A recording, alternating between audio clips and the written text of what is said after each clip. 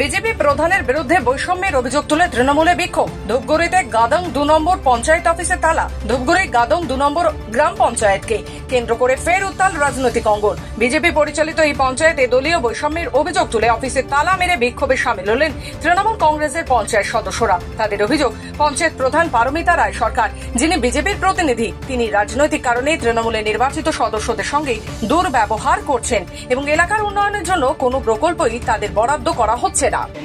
ঘটনা হচ্ছে আগামী 29 তারিখ একটা জেনারেল মিটিং ডাকা হয়। জেনারেল মিটিং ছিল হচ্ছে ভিভিডিসির সম্মুখে মিটিং ছিল।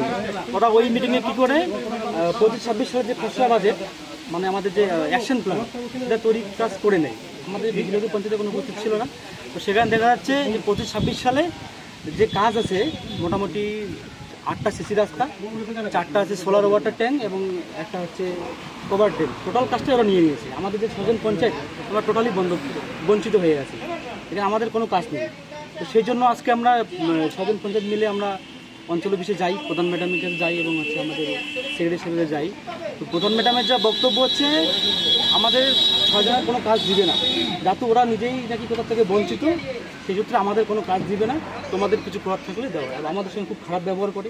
বাকি পঞ্চায়েত মেম্বার আমাদের তো হুমকি দিয়ে দিল, তোমাদের কী করা আছে বাইরে গিয়ে করো, দাদুর প্রতি আমরা তোমাদের কাজ দিব না, তোমাদের কতটা ক্ষমতা আমরা দেখে নিব। এই ধরনের হুমকি দিচ্ছে আমাদের কোনো প্রাথমিক বছর কাজ দিবে না।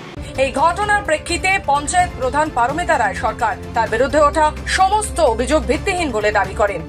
এই অভিযোগ সম্পূর্ণ ভিত্তিহীন।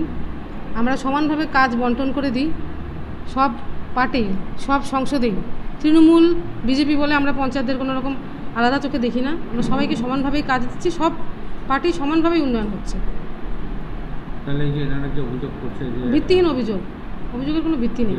বৃহস্পতিবার সকাল থেকে গাদং 2 নম্বর গ্রাম পঞ্চায়েত অফিসে তালা লাগিয়ে বিক্ষোভ শুরু করে দেন তৃণমূল সদস্যরা। পরিস্থিতি সামাল দিতে ঘটনাস্থলে পৌঁছয় ধূপগুড়ি থানার পুলিশ। পরে পরিস্থিতি নিয়ন্ত্রণে আনে বিশাল পুলিশ বাহিনী। ধূপগুড়ি থেকে খাদিমুল ইসলামের রিপোর্ট, খবর বাংলা।